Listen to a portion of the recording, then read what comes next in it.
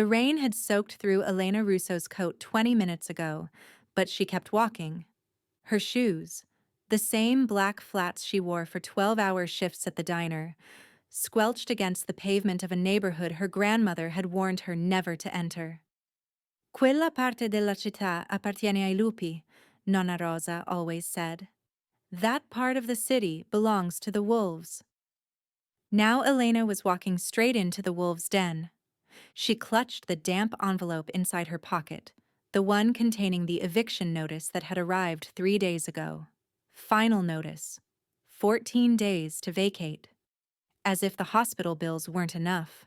As if watching her grandmother fade a little more each week wasn't already breaking her apart. The building rose before her like a dark monolith, a converted warehouse with blacked-out windows and 2 men standing at the entrance who looked like they'd been carved from stone. Elena's heart hammered against her ribs. Every instinct screamed at her to turn around, to go back to the tiny apartment where Nonna was sleeping, to pretend she hadn't spent the last week asking desperate questions in dangerous places.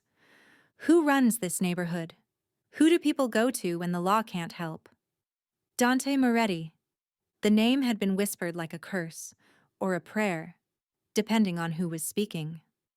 Elena squared her shoulders and approached the entrance. One of the men, tall, thick-necked, with eyes that had seen violence and grown bored of it, held up a hand. Lost, sweetheart? I need to see Mr. Moretti. The men exchanged a glance, something between amusement and pity. Yeah? You got an appointment? No. Her voice came out steadier than she felt. But I have information he'll want to hear. The second guard snorted. Every girl who shows up here has information. Turn around. Go home. Elena didn't move. The rain ran down her face, plastering dark hair to her cheeks. She was 23 years old, exhausted to her bones, and she had exactly $47 in her bank account. She had no leverage, no connections, nothing but a name her grandmother had whispered to her 3 nights ago, a name Nonna had kept secret for 60 years. Tell him, Elena said quietly, that I know about Katerina. The guard's smirk faltered. What did you say? Katerina. Elena held his gaze. Tell him that name. If he doesn't want to see me after that, I'll leave. For a long moment, nothing happened. Then the second guard pulled out his phone, stepped away, and spoke in low, rapid Italian. Elena caught fragments. Una ragazza. Diz che sa.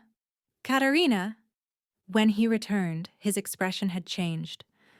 The amusement was gone. Arms out. They searched her thoroughly, took her phone, and led her inside.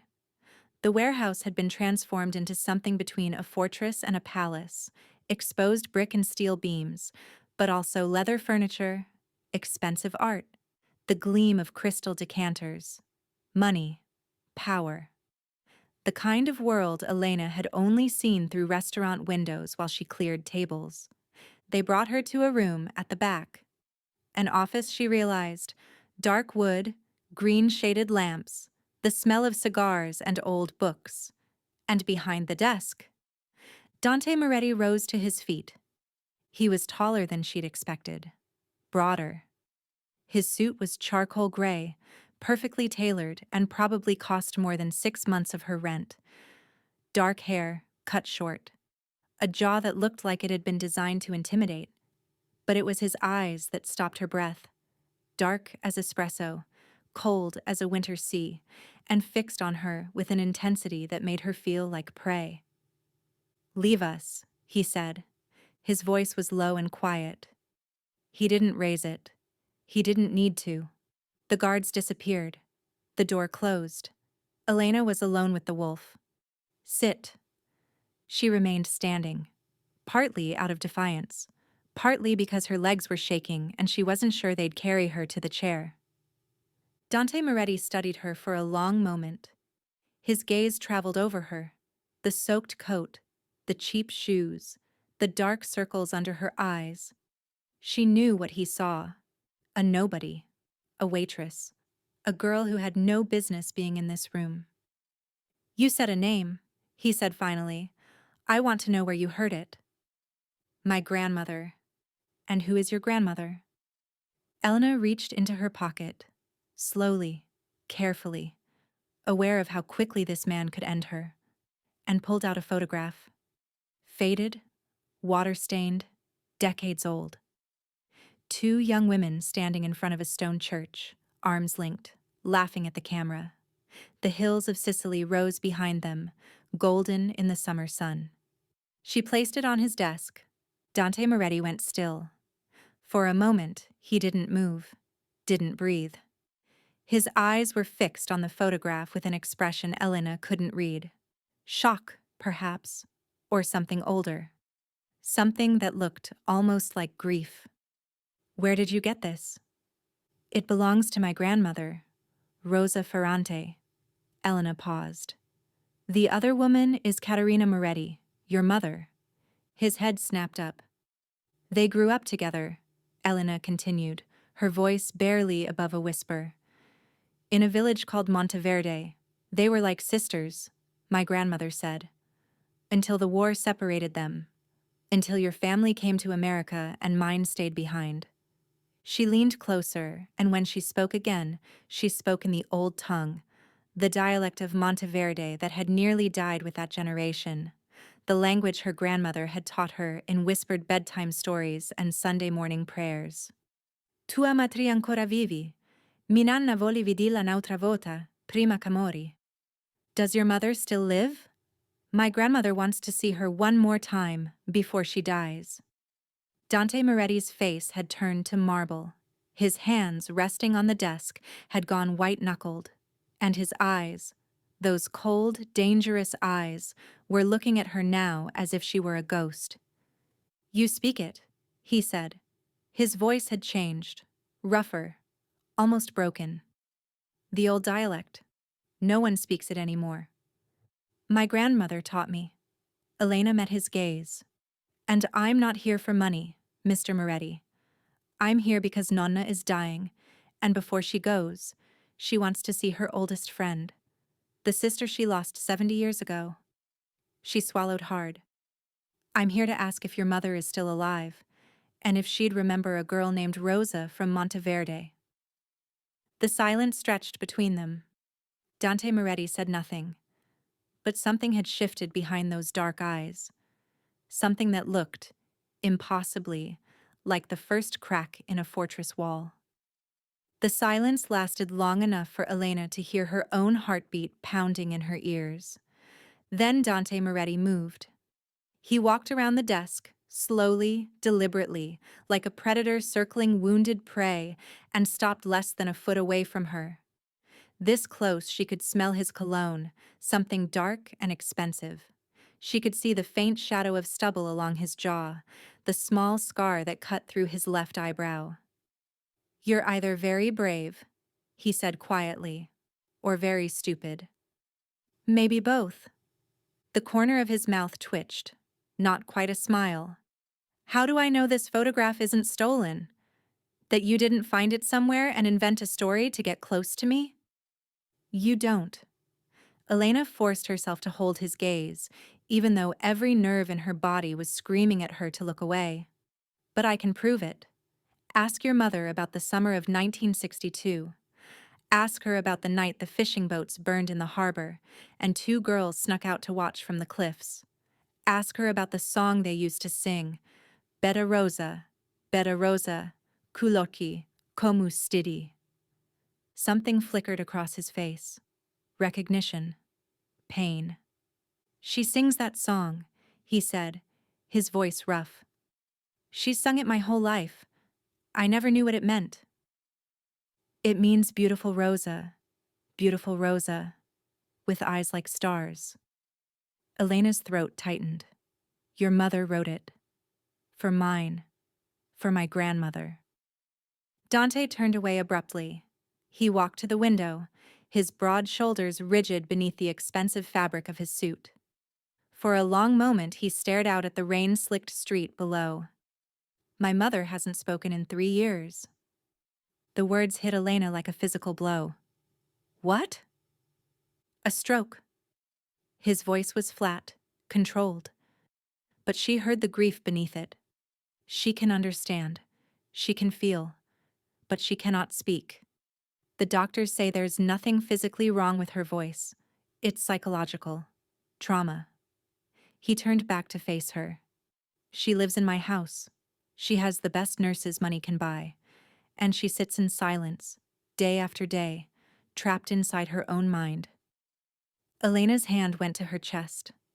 I'm so sorry. I've brought in specialists from 3 continents, speech therapists, neurologists. Nothing works.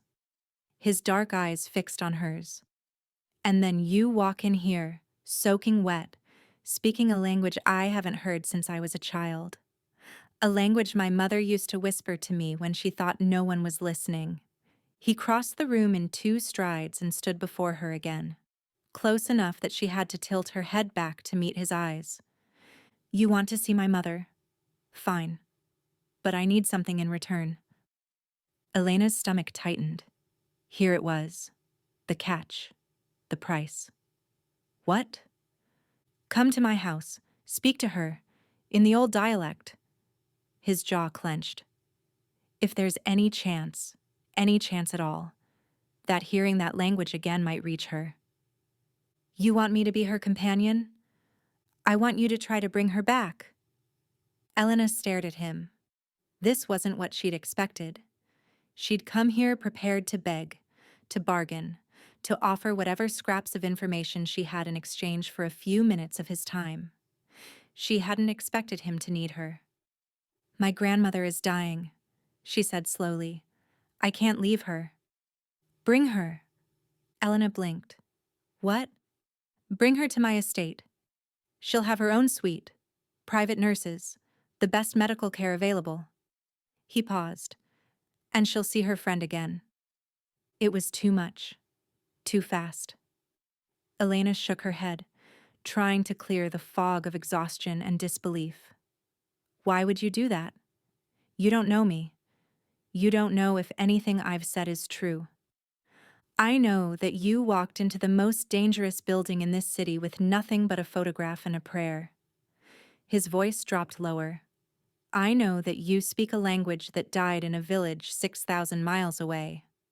And I know that when you said my mother's name, you pronounced it the way she pronounces it. Not Katarina, Katarina. With the stress on the second syllable. The Monteverde way. He reached into his jacket and pulled out a card. Heavy cream stock, embossed with a single address. This is my home. Be there tomorrow morning at 9. Bring your grandmother if she's well enough to travel. Bring whatever you need. He pressed the card into her hand. His fingers were warm against her cold skin. I'll send a car. Elena looked down at the card, then back up at him. And if I say no? Something dangerous flickered in his eyes. Then you walk out of here, and we never speak again. Your grandmother never sees her friend. My mother stays silent. He leaned closer, and his voice dropped to barely above a whisper. But you won't say no, because you didn't walk through that door tonight expecting to leave empty-handed. You came here because you're desperate, and desperate people don't refuse miracles. He was right.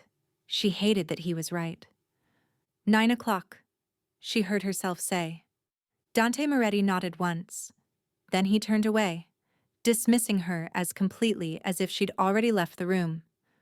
Marco will see you out. And Miss Russo? He glanced back over his shoulder, and for just a moment she saw something beneath the cold mask. Something that looked almost like hope. Don't be late. The following morning, a black car arrived at Elena's apartment building at exactly 8:30. She had spent the night awake, packing what little they owned into 2 battered suitcases. Nonna Rosa had watched from her bed, too weak to help, but too stubborn to sleep. When Elena had explained where they were going and why, her grandmother's papery hand had found hers in the darkness. Katerina, she had whispered, and a single tear had traced down her weathered cheek. After all these years, my Katerina. Now Elena stood in the doorway of the Moretti estate, Her grandmother's frail arm threaded through hers and tried to remember how to breathe. The house was not a house. It was a fortress disguised as a palazzo, 3 stories of gray stone and wrought iron, set back from the road behind gates that probably cost more than Elena would earn in a lifetime. Gardens stretched in every direction, manicured to perfection, dotted with marble statues and fountains that caught the morning light. The driveway alone was longer than the block where she'd grown up. Miss Russo. A woman in a crisp navy suit appeared at the door. Middle-aged, silver-haired, with the efficient manner of someone who had managed difficult situations for decades. "I'm Mrs. Benedetti, the house manager. Mr. Moretti asked me to show you to your rooms." Their rooms. Plural.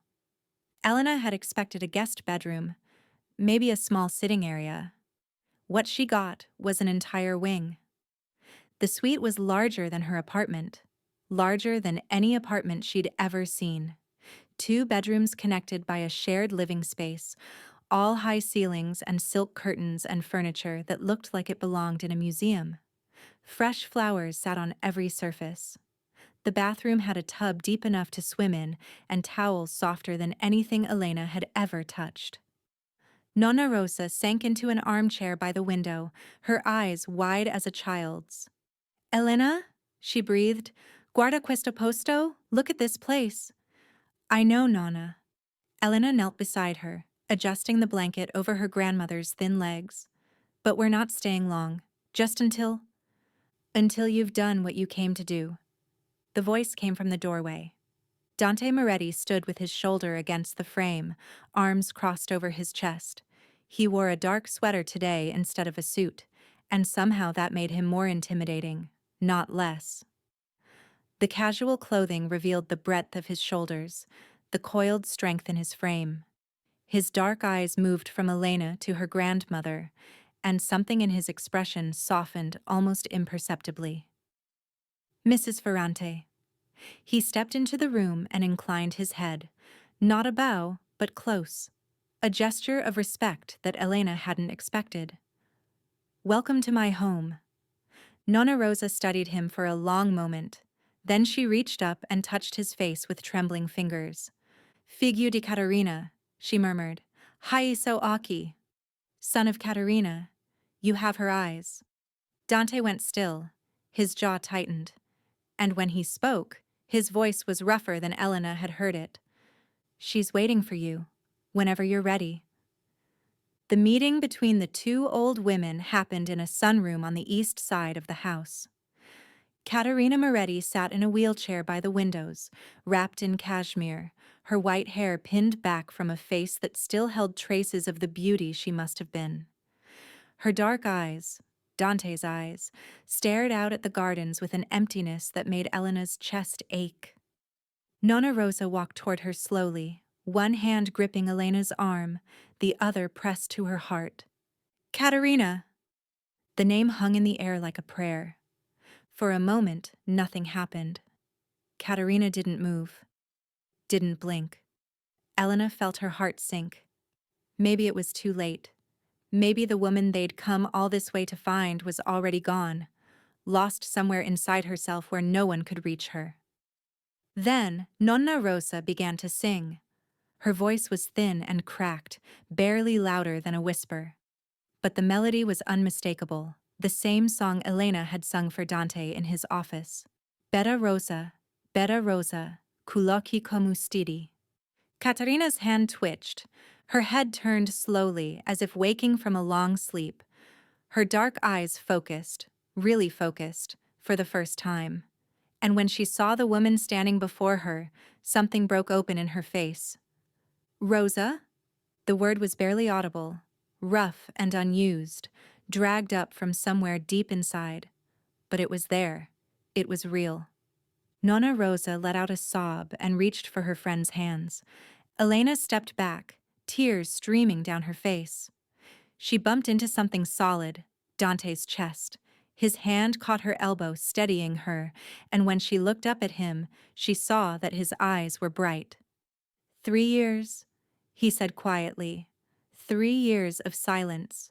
And you brought her back in 3 minutes. Over the following weeks, Elena became a fixture in the Moretti household. It started with the old women. They needed someone to translate between them. Nonna Rosa's English was poor, and Katerina could only manage the old dialect in short bursts before exhaustion claimed her. Elena spent hours in the sunroom, bridging the gap between two friends who had 70 years of stories to tell each other. But gradually, her role expanded. She read to Katerina in the evenings when Nonna Rosa tired. She learned the household routines, the names of the staff, the layout of the sprawling estate.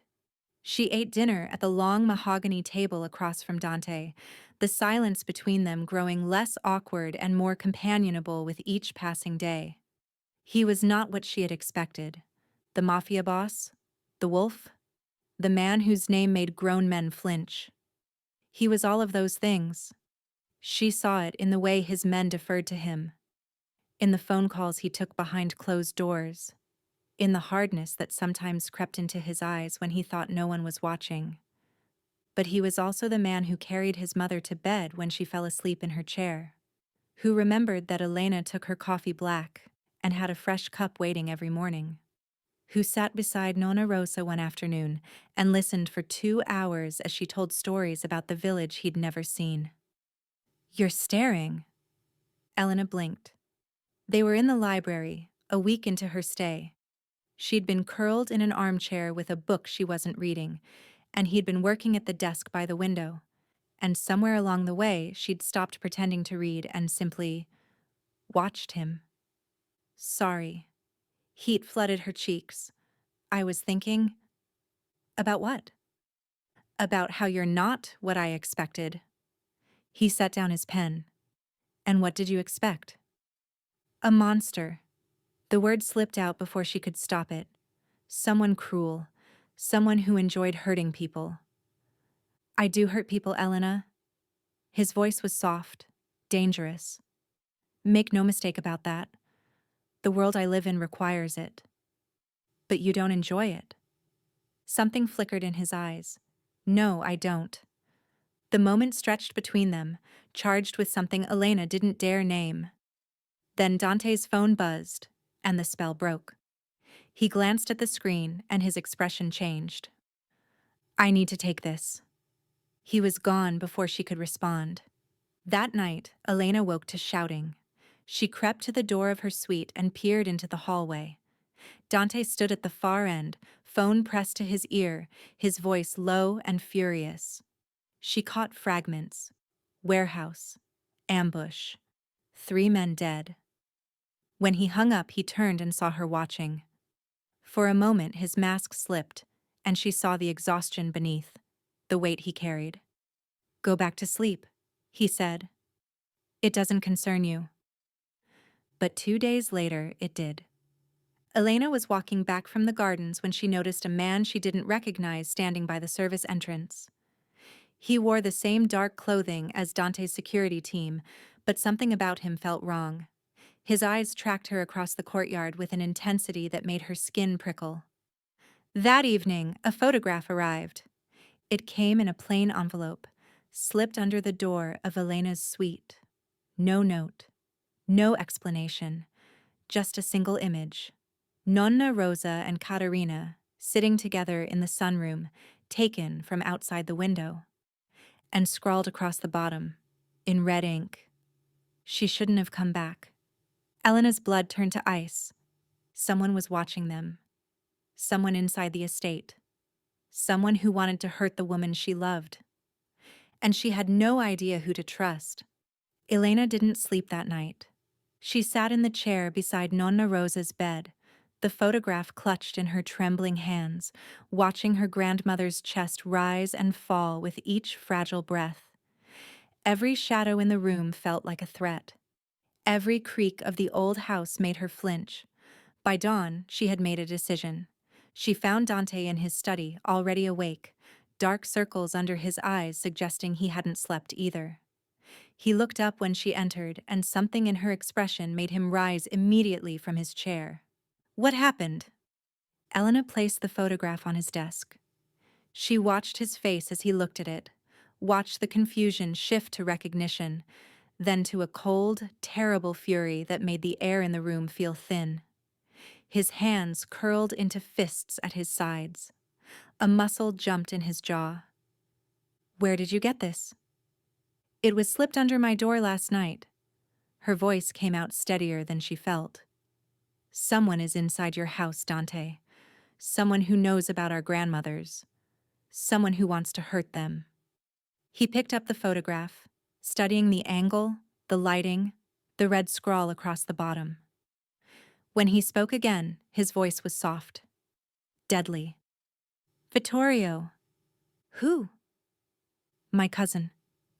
Dante's lip curled. "My father's brother's son.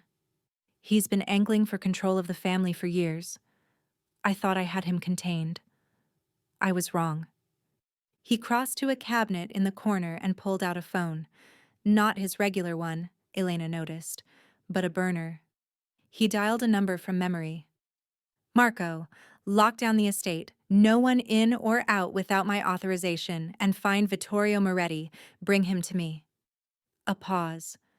"I don't care if you have to drag him out of his bed. Do it now." He hung up and turned back to Elena. The fury was still there, burning behind his eyes, but layered over it was something else. Something that looked almost like fear. "I need you to stay in your rooms today. You and your grandmother. Don't open the door for anyone except me or Mrs. Benedetti." "Dante!" "Please." The words seemed to cost him something. "I can't—" He stopped, swallowed, started again. "I can't protect you if I don't know where you are." Elena stared at him. In all the weeks she'd spent in this house, she had never heard him say please, had never seen that particular expression on his face, the one that said he was terrified of losing something he'd only just found. "Okay," she whispered. "Okay." She spent the day in the suite with Nonna Rosa and Caterina, the three of them huddled together like refugees waiting out a storm. Elena tried to keep them calm, translating stories between them, pretending everything was fine. But her ears strained for every sound beyond the door. Footsteps, voices, the distant rumble of cars coming and going. By evening, no one had come. Elena was beginning to think the danger had passed when Mrs. Benedetti knocked on the door. "Mr. Moretti would like to see you in the library, Miss Russo." Something about her voice was wrong. Too flat. Too careful. "Just me?" "Just you." Elena's stomach tightened. She looked back at Nonna Rosa, who had fallen asleep in her chair, and at Caterina, who watched her with dark, knowing eyes. "Stai attenta," Caterina whispered. "Be careful." Elena followed Mrs. Benedetti down the long corridor toward the library. The house felt different tonight. Too quiet. Too still. Where were the guards who usually stood at every corner? Where was the low hum of activity that normally filled these halls? They reached the library door. Mrs. Benedetti opened it and stepped aside.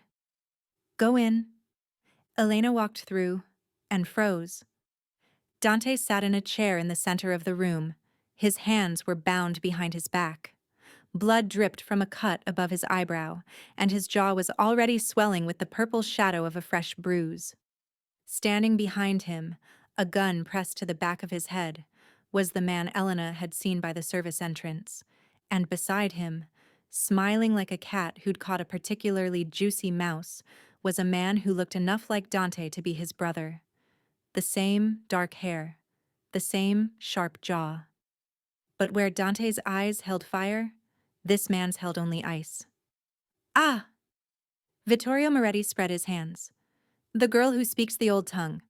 I've heard so much about you." Elena couldn't move, couldn't breathe. Her eyes were fixed on Dante, on the blood, the bruises, the way his chest heaved with barely controlled rage. "Let him go." Vittorio laughed. "Such spirit. I see why my cousin is so taken with you."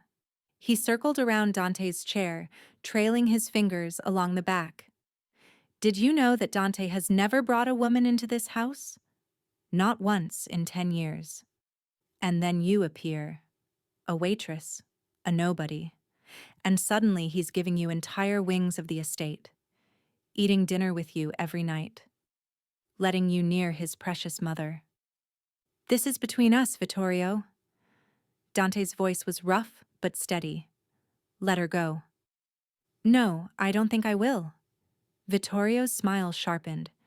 You see, I've realized something. You don't care about the business anymore. You don't care about the family. You've gone soft.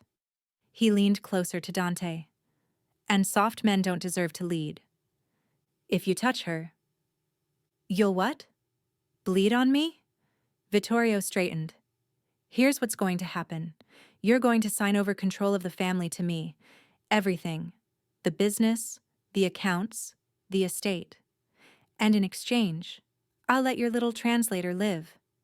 I might even let her keep that grandmother of hers. Elena's mind raced. The door behind her was still open. She could run, but she wouldn't get far.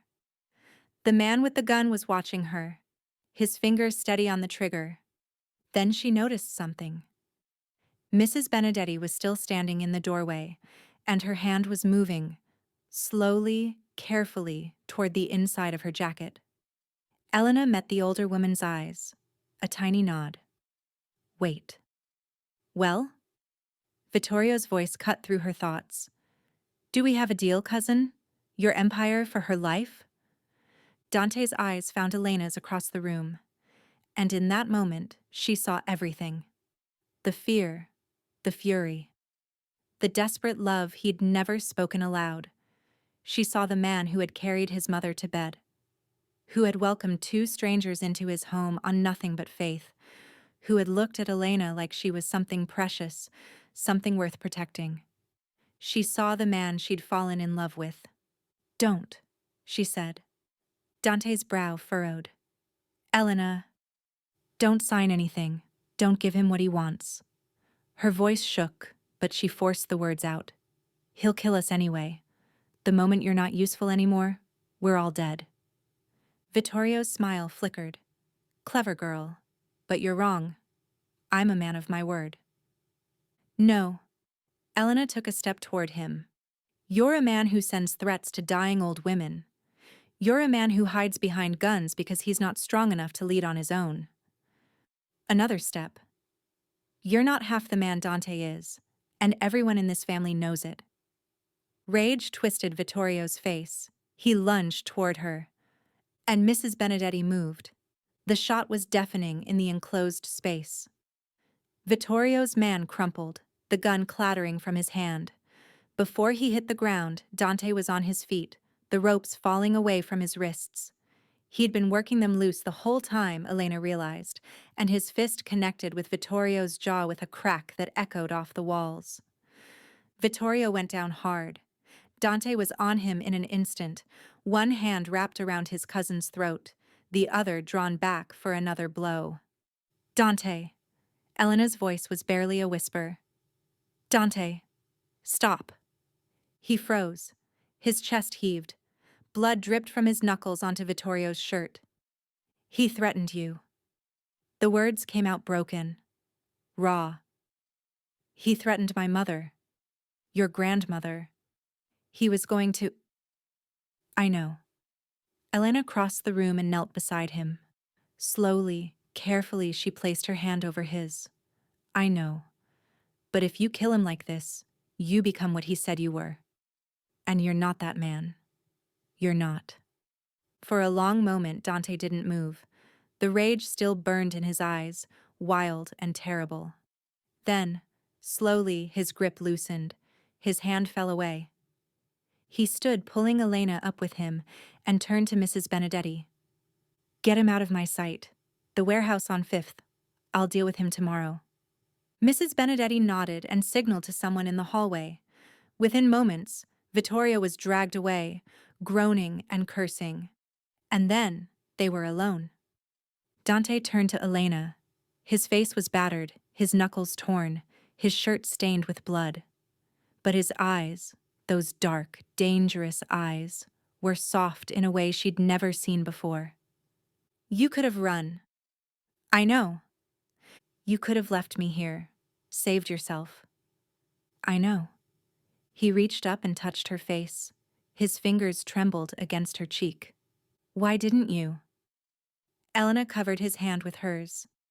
Because some things are worth fighting for. He kissed her then, desperate and fierce and impossibly gentle all at once. His arms wrapped around her like he was afraid she'd disappear, and she kissed him back with everything she had, everything she'd been holding inside for weeks. When they finally broke apart, he pressed his forehead to hers.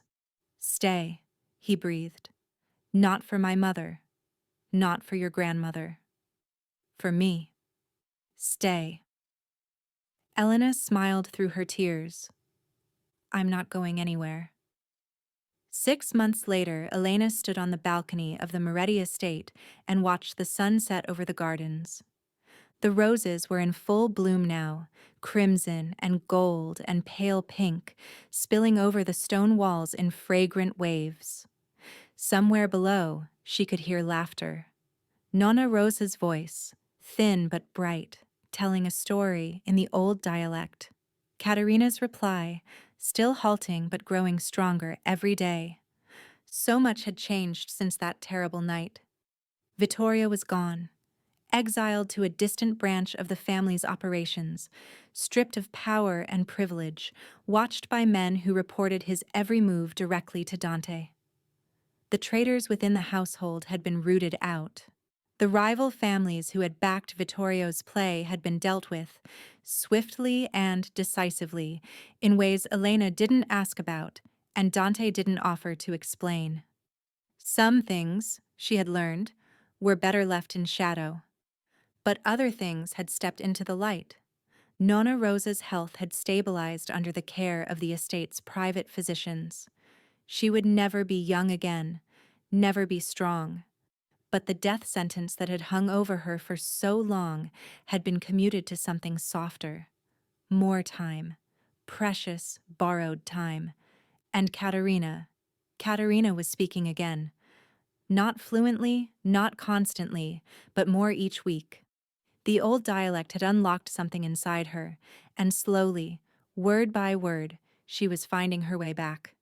Last month she had called Dante by name for the first time in 4 years.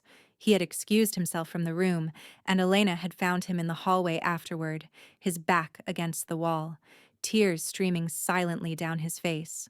She had held him then, the way he had held her so many times, and she had understood finally what it meant to love someone.